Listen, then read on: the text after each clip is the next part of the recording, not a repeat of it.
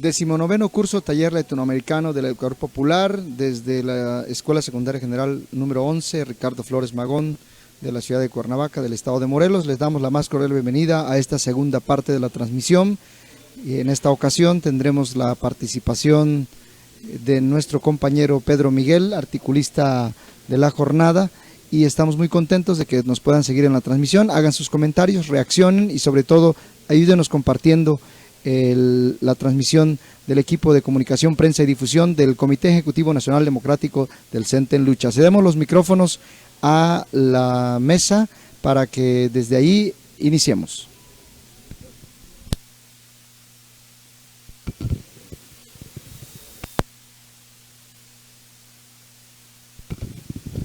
Muy bien, muy buenas tardes, compañeras, compañeros, tanto aquí en el 19º curso Taller Latinoamericano del Educador Popular, Seminario Internacional de la Red de Investigadores y Organizaciones Sociales de América Latina. Es nuestro tercer día de esta semana del 8 al 12 de agosto y tiene que ver con diversos análisis que venimos realizando. Primer día, el análisis del contexto nacional e internacional. Segundo día, vimos la importancia y el papel de la educación popular para el desarrollo de nuestros pueblos y de la emancipación.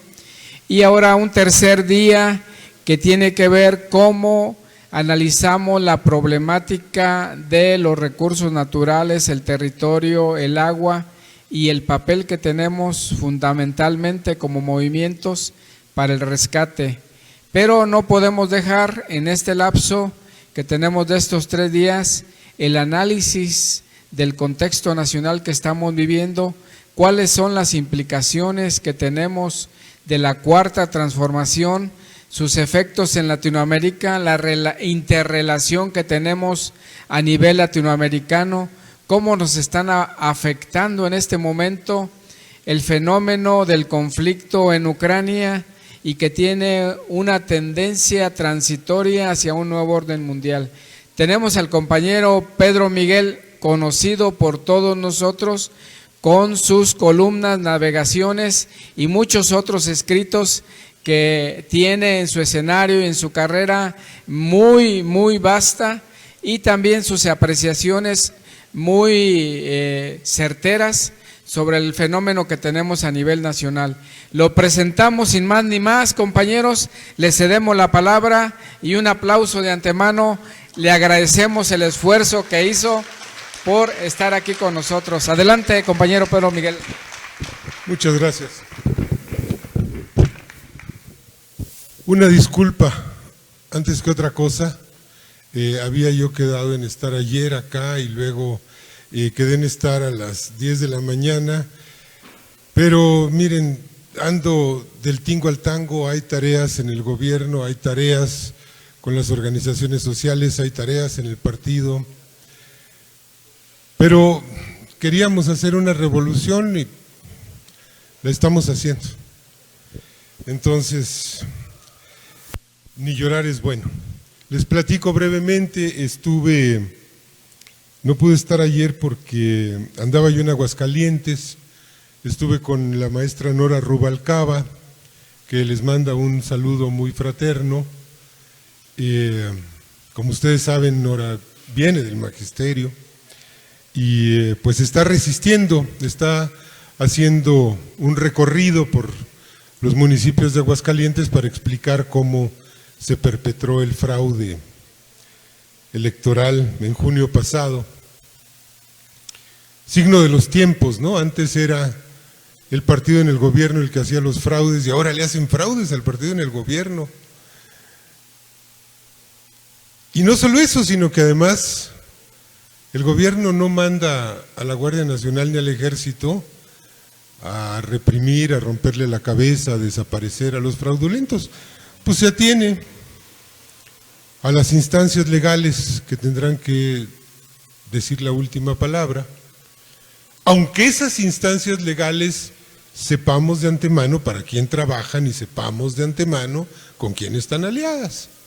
Pero les decía, bueno, decidimos hacer una revolución muy rara, porque pues ya no queríamos más muertos, ya no queríamos ni que nos mataran ni matar a nadie. Y eso significaba transitar por el camino de las reglas del adversario. Y transitar por ese camino es tremendamente complicado, porque tenemos muchas cosas en contra. Todo sería más fácil si pudiéramos decir, a ver, toda la cúpula, vamos a quitarla, vamos a eliminarla, vamos a mandarla a Siberia o al exilio, o simplemente sacarla y nosotros vamos a reemplazar con nuestra gente. Pero no es eso. Eso no lo podemos ni siquiera soñar, porque pues la verdad es que no tenemos con quién reemplazar a todo un aparato gobernante. Y además tenemos que ir transformando las reglas del juego mientras jugamos en ellas.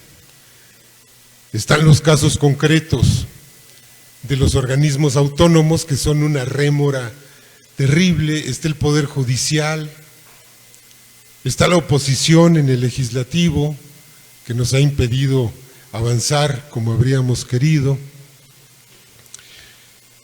Pero además no nos propusimos suprimir a nadie. Nos propusimos hacer una revolución no solo pacífica, no solo democrática.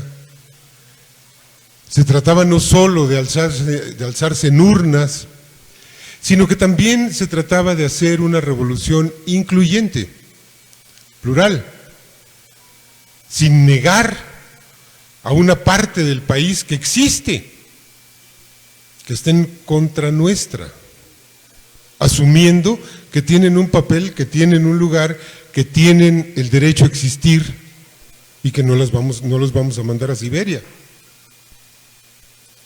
que tienen un papel que desempeñar y que tenemos que respetar, así como nunca nos respetaron a nosotros, así como nos desaparecieron, así como nos reprimieron, así como nos inventaron delitos. Nosotros no vamos a hacer lo mismo, porque sí somos diferentes.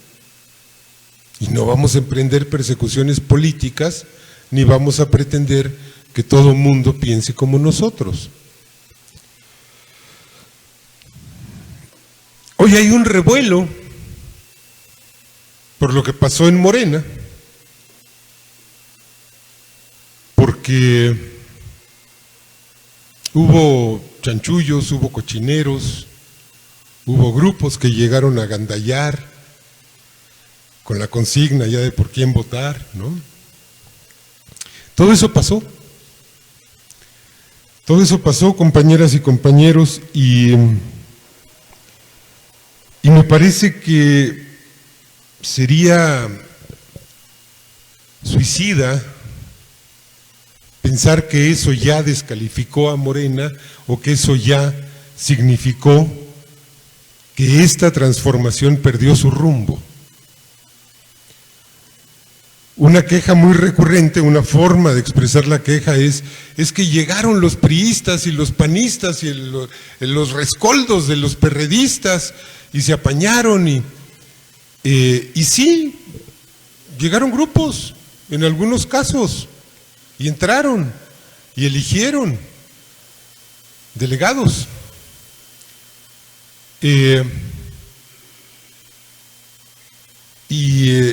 Yo me digo, híjole, ¿cómo se sentiría un general ucraniano viendo que se pasan de su lado brigadas enteras del ejército ruso? O al revés, ¿cómo se sentiría un general ruso viendo que batallones enteros de ucranianos se le están pasando a su lado? Pues creo que se sentiría muy feliz y no se pondría a pensar, pero es que son pinches rusos o son pinches ucranianos. Pues son soldados que van a trabajar con mi causa.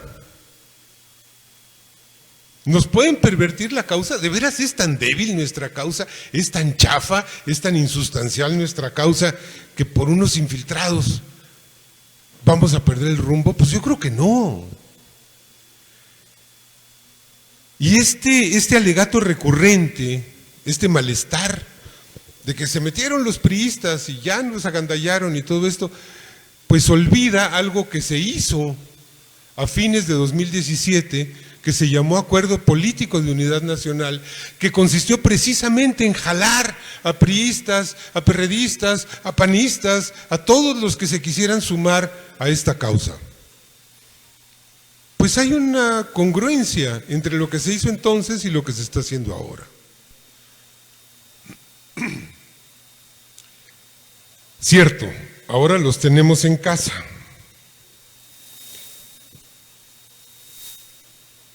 O ahora también es la casa de ellos, ahora compartimos la casa. Y compartimos la causa, porque les guste o no, pues tienen que trabajar para una causa.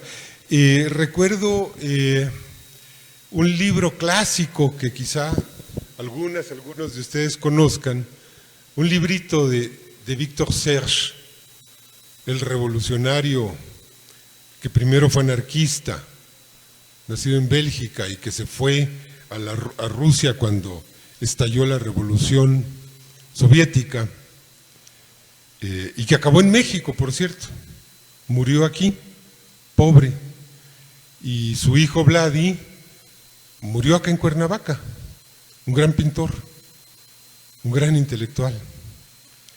Y Serge escribió, creo que fue todavía en sus épocas de catacumba, de clandestinidad, de perseguido, un librito que se llama Lo que todo revolucionario debe saber sobre la represión. Se lo encuentran en PDF, si lo googlean. Y es una reflexión que él hace sobre el papel de los infiltrados y de la policía zarista que perseguía a los revolucionarios en aquella época, principios, en el amanecer del siglo XX, y hablaba de qué significa un infiltrado de la policía zarista. Y él decía, a ver, un infiltrado puede ser dos cosas. Si no sabemos que lo es un grave peligro para todos. Pero si sabemos que es un infiltrado, pues es un señor que está trabajando para nuestra causa, aunque no quiera. Porque si deja de trabajar para la causa, se va a encuerar y se va a desnudar y lo vamos a cachar. Y dejará de estar en la clandestinidad de la gente infiltrada. Bueno, hoy sabemos quién está en Morena. Sabemos perfectamente quiénes están. Y quienes están, pues tienen que asumir la lealtad a un ideario, a un programa de transformación, que no todos comparten, desde luego, pero no solo sectores de la oposición y de la derecha que se han venido para acá, también hay muchos sectores de la izquierda que no comparten total o parcialmente ese programa, y también hay derecho a no compartirlo. El hecho es que yo uso deliberada y quizá provocadoramente la expresión de que estamos haciendo una revolución, y no digo que estamos haciendo un conjunto de reformas, porque me parece innecesario argumentar que estamos viviendo una transformación en la economía, en la política y en lo social de gran calado. Hay una batalla de símbolos, pero también hay una batalla de hechos, y hay una batalla de discursos. Hay un dato incuestionable, y es que el presupuesto nacional se ha reorientado de botín de los oligarcas a beneficio de las mayorías. Esto está fuera de cuestión. Está fuera de cuestión el hecho de que el poder político hoy se pone en juego de manera limpia, de manera transparente. La 4T no hace fraudes. El que se encarga de los fraudes ahora es el INE y el Tribunal Electoral. Y Pues ante la trabazón que venía viviendo el partido, porque es una trabazón de muy larga data que tiene que ver con la tragedia que vive Morena en julio del 18, porque Morena es el partido al que peor le fue en esa elección, como partido. Yo no sé si ustedes lo tienen claro, pero esa elección para Morena fue devastadora y catastrófica.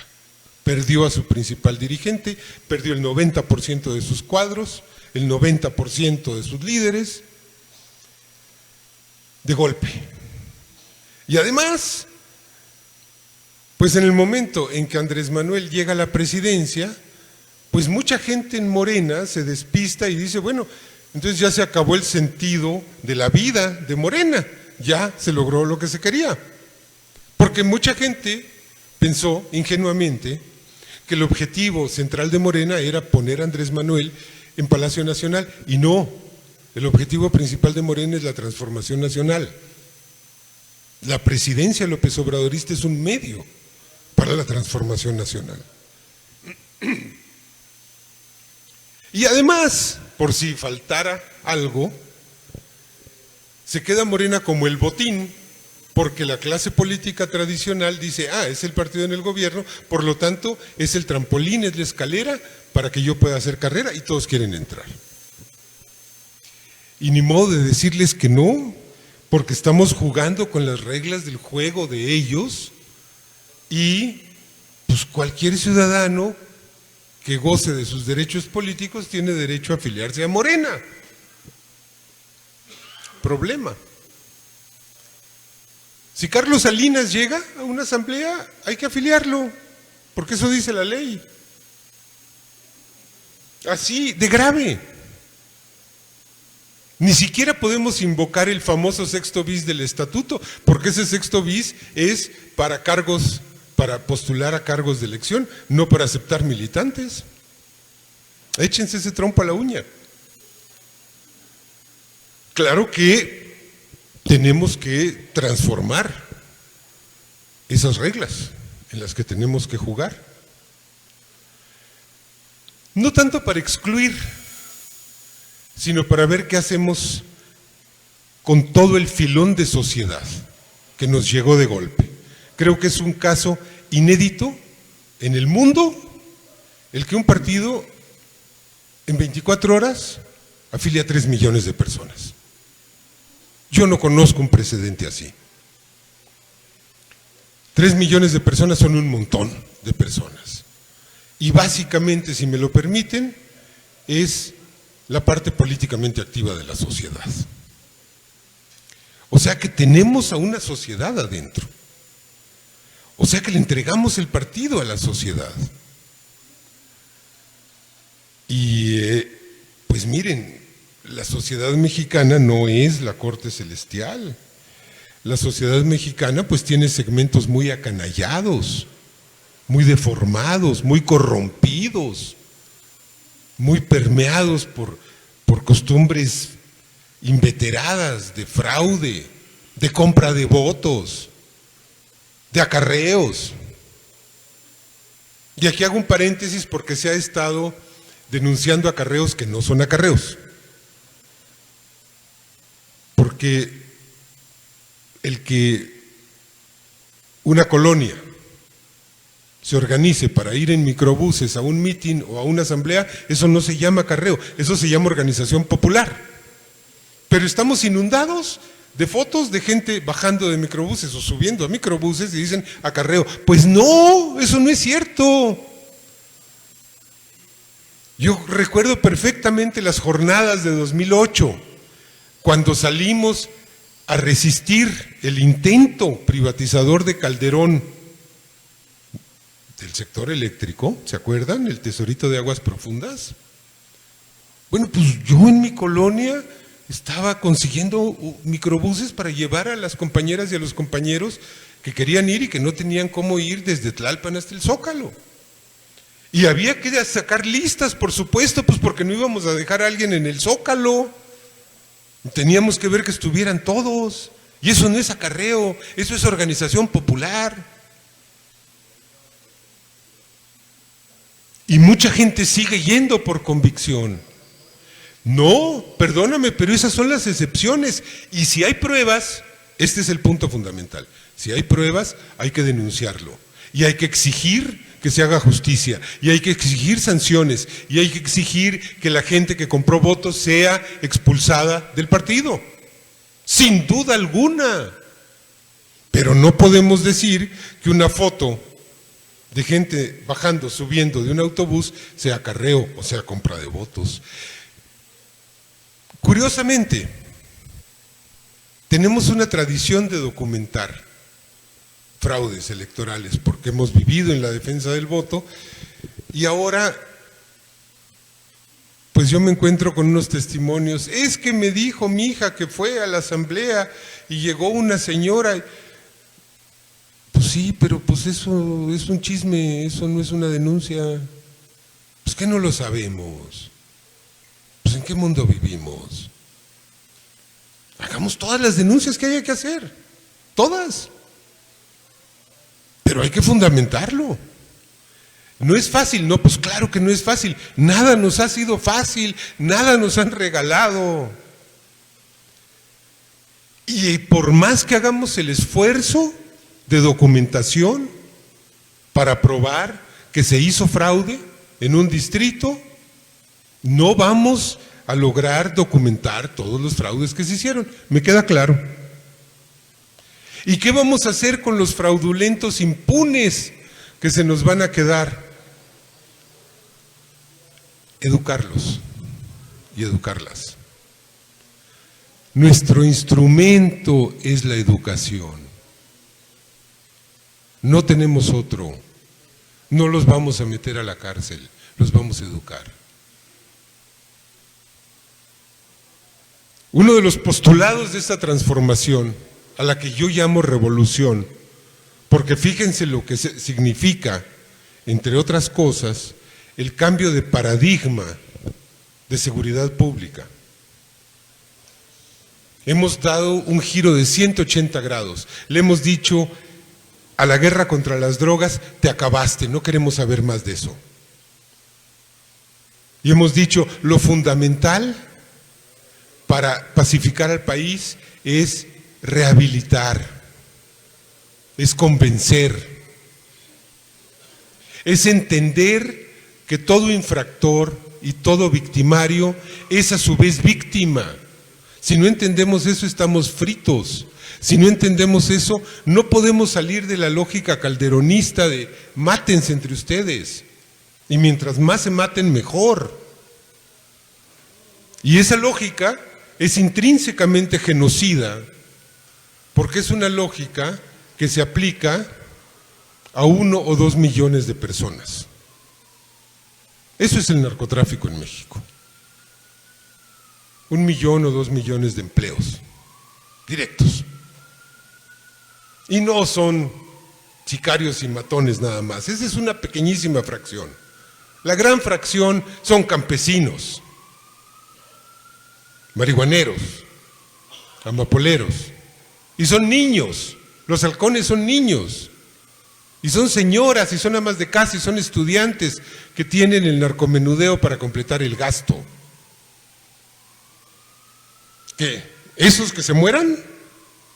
No, ¿verdad? Entonces tenemos que buscar la rehabilitación. Y de la misma manera tenemos que buscar la rehabilitación de los delincuentes políticos y electorales. ¿Y qué creen? Pues ahorita los tenemos a mano. Pues vamos a educarlos, vamos a rehabilitarlos.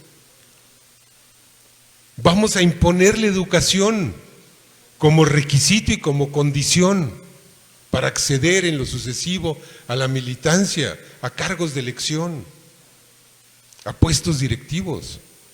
Y si no te educas, no tienes derechos. Que la educación te dé tus derechos y que te dé la voz y que te dé el voto y el derecho a ser elegido aquí. Y al mismo tiempo, mientras hacemos eso al interior, pues al exterior tenemos que luchar contra un Instituto Nacional Electoral que tiene la potestad legal de imponernos dirigencias, a todos los partidos. que tiene la potestad legal de censurarnos estatutos y de imponernos estatutos. Un aparato político que está concebido para despolitizar a los partidos políticos, para hacer que se olviden de sus programas, de sus ideas de sociedad y que se concentren en la administración de presupuestos, que se concentren en la rebatinga por los dineros, porque eso es la esencia del régimen de partidos que vivimos y que está en pie desde la reforma de Ernesto Zedillo, cuando Zedillo le abrió la llave del dinero a los partidos. Ahí empezó la pudrición del PRD. Ahí empezó la gente a dejar de pelear por ideas y empezaron a pelear por presupuestos y por cubículos y por camionetas y por secretarias y por celulares. Y tenemos que impedir que eso ocurra. Y para empezar tenemos que hacerlo adentro del partido de Morena y proponerlo como una reforma que tiene que ser mucho más amplia. Por ejemplo, habría que prohibir la propaganda política ya. En su totalidad está prohibido que gastes dinero en propaganda política. Hazlo gratis o no lo hagas. Y no habría que reducir en 50% las prerrogativas de los partidos. Hay que reducirlas en 100%. Y que los partidos vivan de las aportaciones de sus militantes como se hizo durante décadas. Todos los partidos vivían de lo que sus militantes ponían, salvo el PRI, que vivía de los recursos del Estado. Pero hasta los panistas, antes de esas reformas, los panistas rifaban Volkswagens para hacerse de dinero, hacían sus rifas. Y los partidos de la izquierda pues le exigían a sus militantes que cotizaran de acuerdo con sus ingresos. Y hay que establecer severos límites a las aportaciones. Nada de que yo puedo aportar $1,000,000. No. Tienes un tope, 10,000 pesos al año, ya, eso es lo que puedes aportar. Imagínense el caso de Morena. Tenemos 3 millones de militantes. Con que cada militante aportara 20 pesos al mes, tendríamos 600 millones de pesos al año. Con eso vive el partido sobradamente. Sobradamente. Y eso nos lleva al punto de la militancia voluntaria y no la militancia bajo coerción, bajo promesa de beneficios, etc. Ahora, creo que es fundamental hablar de esto porque me queda claro que hay malestares que recorren el país. Pero fíjense la condición de estos malestares. A mí me tocó estar en la comisión de encuestas hasta abril del año pasado, o sea que básicamente me tocó participar en la organización de las encuestas para los candidatos que se presentaron a la elección de julio del año pasado.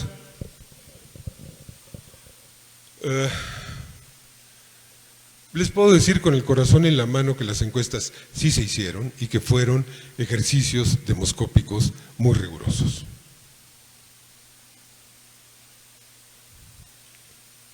Lo vi, participé en ello. No hubo trampa en las encuestas. No se omitieron las encuestas, ni se inventaron resultados. ¿Qué pasó? Bueno, el mecanismo era más o menos así. Hay una comisión política, que es la comisión de elecciones, y hay una comisión técnica, que es la comisión de encuestas. Y la comisión política le decía a la comisión de encuestas, tienes que encuestar a tales. No era una decisión de encuestas, el quién iba a la encuesta, era una decisión de la comisión política, lo cual está bien porque pues es una instancia política. Claro que tiene un problema. Si llegan y te dicen, digo, no fue el caso, pero si llegan y te dicen, oye, pues van a entrar a la encuesta Hitler, Mussolini, Pinochet, pues tú haces la encuesta entre Hitler, Mussolini y Pinochet. Ni modo. Pero Pero si gana Pinochet, no vas a alterar los resultados.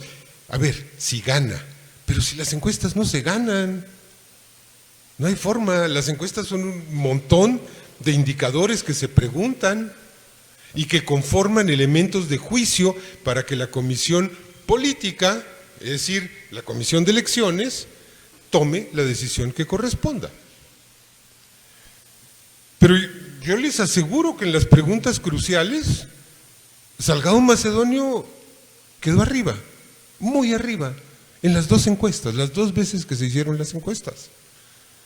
No era mi gallo, ni lo conozco. Con Pablo Amílcar tengo amistad, lo aprecio, pero ni modo, mano, o sea, pues no quedaste en las encuestas, en esas preguntas fundamentales. ¿Pero qué creen? Que antes de la encuesta iban los aspirantes. Me buscaron como 120 personas y llegaban con su encuesta. Me decían, oye, ¿qué crees? Que ya hice yo la encuesta y la gano. Y yo les decía, pues qué padre, mano, pero esa encuesta no vale, la que vale es la que vamos a hacer nosotros. Y pues luego pues no la ganaba. Y ahí ya te echaste un enemigo encima. O dos, o tres, o seis enemigos, o todos los que participaron en la encuesta que no quedaron con la candidatura. Ni modo, se multiplicaron mis enemigos con la pena. Pero eso no me preocupa, lo que me preocupa es que se multiplicaron inconformidades que terminaron creyendo por conveniencia propia para satisfacer egos heridos que se había hecho trampa cuando no se hizo trampa. No hubo trampa. Pero claro, pues si tú te mandas a hacer una encuesta y pues la ganas y luego sale una en la que quedas en cuarto lugar, pues es muy fácil que te convenzas de que hubo trampa. Y esta calidad de las inconformidades a mí me lleva a un punto muy amargo, pero que tampoco me voy a callar. Todos los pleitos internos que yo he visto en Morena, todos, sin una sola excepción, tienen que ver con ambiciones personales y ninguno con propuestas, con programas o con ideas. Ninguno. Todos son egos maltratados. Todos. Invariablemente. No conozco a alguien que haya dicho, yo estoy inconforme porque el partido va en esta dirección y yo propongo que vaya en esta otra. Bueno, creo que Monreal sí lo dice, ¿no? Pero se limita a decir, bueno, es que el partido no me postula. O sea, porque ese es su proyecto de nación, que el partido lo postule. Está bien, tiene derecho. Pero de veras, esto me indica algo muy importante. Y es que estos pleitos no tienen razón de ser en la lógica de lo que nos proponemos para el país. Que lo que nos proponemos para el país transita por otro lado. Transita por la movilización, transita por la organización popular, transita por la articulación con los movimientos sociales. No por estarse peleando un pinche distrito, una consejería, una secretaría, pero para nada. Y esto me indica también cuánto nos falta en materia de educación política. Porque la primera regla que tendríamos que aprender es, tú no eres el bueno, tú no eres la buena, nadie lo es. ¿Qué te importa quién lo haga? Lo fundamental que hacer, lo hace. Esta es la parte sustancial, no es el nombre y no es la cara, es el proyecto. Y todos estos pleitos nos distraen del proyecto. Mientras más nos miramos el ombligo y mientras más nos peleamos entre nosotros, pues más se reducen las posibilidades de que la 4T llegue, incorpore, transforme, etcétera. Afortunadamente,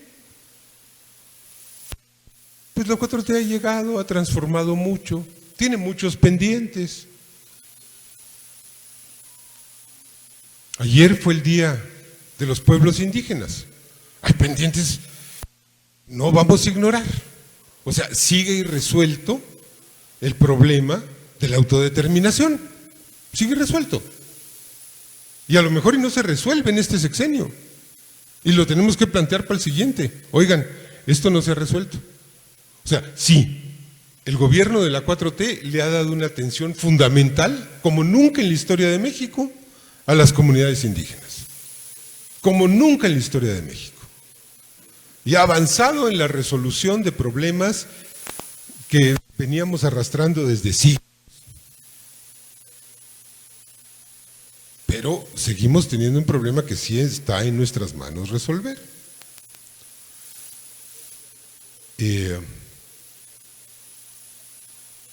Y hay muchas cosas en las que no hemos avanzado lo suficiente. La construcción de la paz, por ejemplo.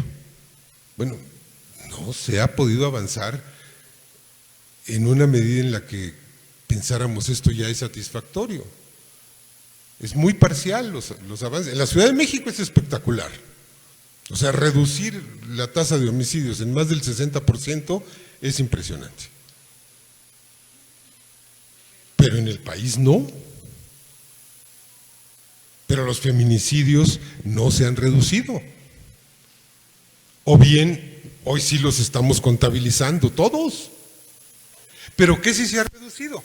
La tasa de impunidad.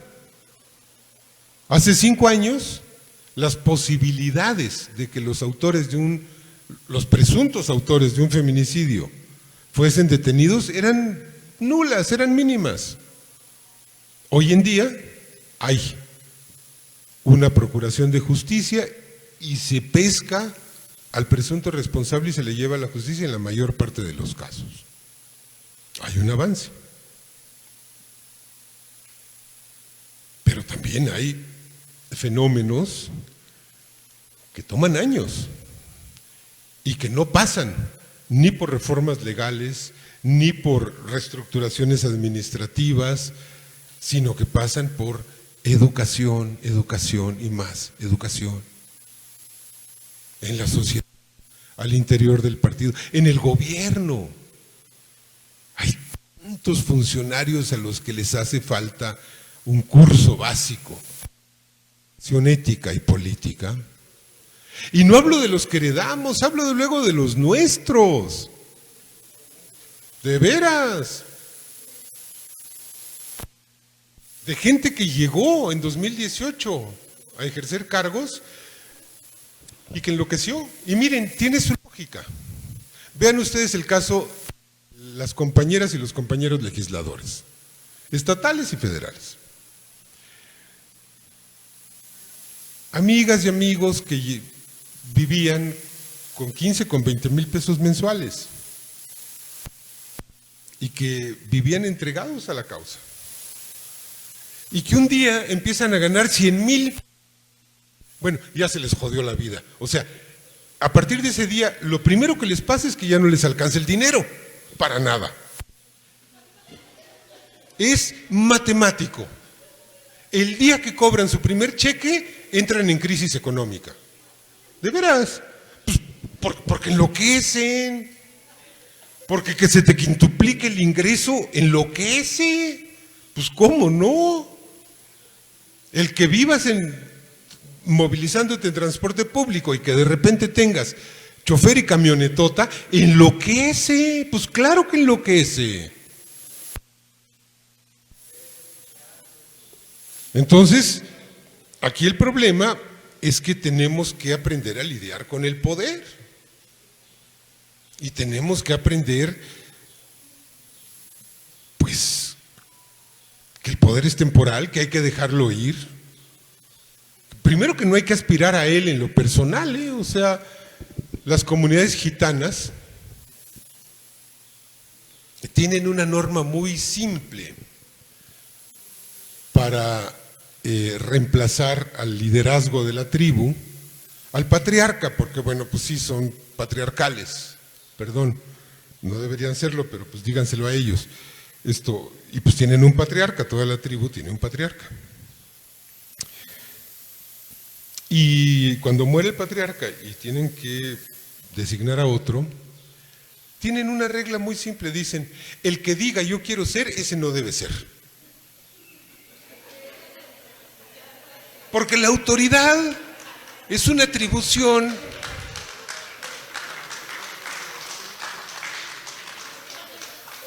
La autoridad es una atribución que te otorgan los demás, que tú no te puedes autoarrogar. Pero eso que dicen los gitanos con esa claridad meridiana, también se pone en práctica en las comunidades indígenas de México. Lo decía hace poco Andrés Manuel. O sea, los llamados gobernadores, los tatamandones, o sea, el que empieza a hacer campaña queda automáticamente descartado. Porque eso no es algo que uno no es buen juez de uno mismo, nunca. Y además el cargo exige sacrificios. Y el cargo se ejerce de manera honoraria. E implica chingarle el doble, el triple. Porque hay que seguir haciendo las tareas. Hay una historia hermosísima que ocurrió en Huesca, en Hidalgo. Todavía existía, creo que fue en los primeros tiempos del PRD. Había el electricista del pueblo que estaba a cargo existía Luz y Fuerza en ese tiempo.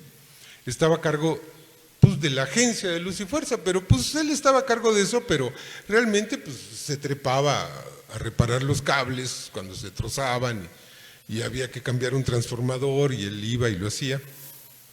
Un hombre muy trabajador, muy honesto, y en algún momento la comunidad de Huesca se plantea, pues vienen las elecciones, hay que elegir a un candidato a presidente municipal, pues vamos a elegir a este, ¿no? Y pues va una comisión a la casa de pasadita la hora de comer para no interrumpir y le dicen, oye, pues te venimos a proponer que seas nuestro candidato a presidente municipal. Y él les dice, no, de ninguna manera están locos, o sea, yo no quiero ser eso, ni le sé. Y además, ¿quién arregla la luz? Si me ponen de presidente municipal, pues no, o sea, conmigo no cuenten. Ellos llegaron como a las 4 de la tarde. A las 4 de la mañana del día siguiente le sacaron el sí, por hartazgo. Les dijo, ya, está bien, voy a ser su pinche candidato, pero déjenme dormir. Y es el mejor presidente municipal que se recuerda en Huesca. El tipo no cobró, porque él dijo, yo tengo mi salario, ¿cómo voy a cobrar 2 salarios? Pues no estoy loco. Y además no puedo dejar mi chamba, porque si no ustedes se quedan sin luz. Entonces en las mañanas era presidente municipal, y en las tardes se iba y se trepaba como chango a los postes a arreglar los cables.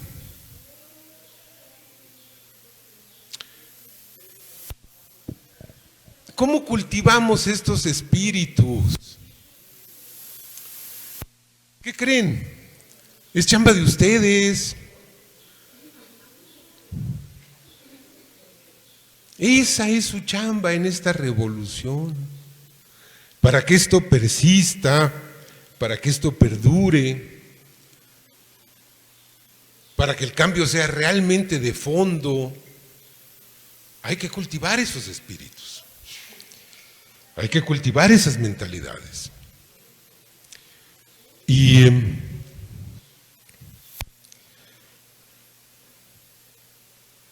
me parece que lo podemos hacer. Y esa no es una tarea partidista, esa es una tarea social que involucra pues, a todo el mundo, a todo el país. El partido tiene una tarea compleja, pero no imposible, que es educar a un bolón de recién llegadas y de recién llegados. Necesitan formación ética y política. Bueno, el instituto va a hacer la tarea, hará su tarea.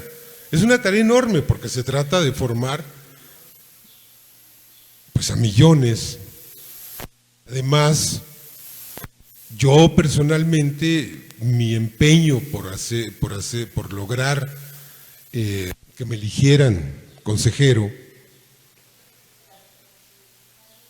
consiste en ir al Congreso a trabajar en la redacción de un nuevo estatuto, de un nuevo proyecto, de una nueva declaración de principios. Eso quiero hacer.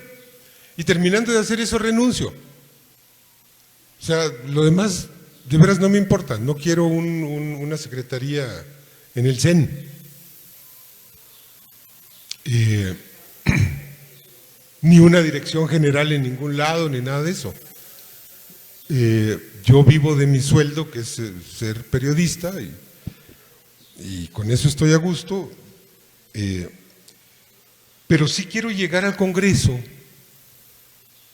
a ayudar en la redacción de esos documentos. Y una cosa que desde luego pienso proponer es, a ver, a Morena no entra un militante más que no acredite formación política. Vamos a establecer un noviciado. Simpatizantes. Ok, tienes el estatuto de simpatizante, pero si quieres la voz y el voto, acreditas formación política.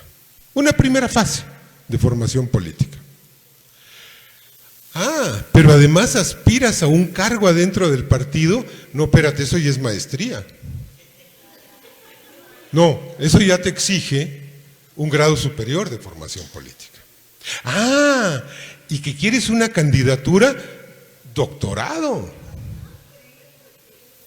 Lo digo en términos figurados, porque claro que no se trata de establecer maestrías y doctorados, sino de profundizar en cursos de buen gobierno, en cursos de ética, en cursos de historia, en cursos de economía, pero sobre todo de ética, y sobre todo de ética política. Y creo que de esa manera podemos conservar y ahondar el espíritu transformador de esto en lo que estamos, que algunos no imaginan. Yo no me lo imaginé. Yo no me imaginé de veras que me fuera a tocar vivir esto. Me decía, bueno, pues hay que hacer lo correcto y ya, pero pues mis bisnietos van a ver una transformación nacional. Y chíngale que sí pasó, o que está pasando, y que va a seguir pasando. Y si no queremos que esto se detenga en el 24 o en el 30, pues entonces tenemos que ir a lo realmente profundo, compañeras y compañeros, que es la educación y que es la tarea de ustedes. Muchas gracias.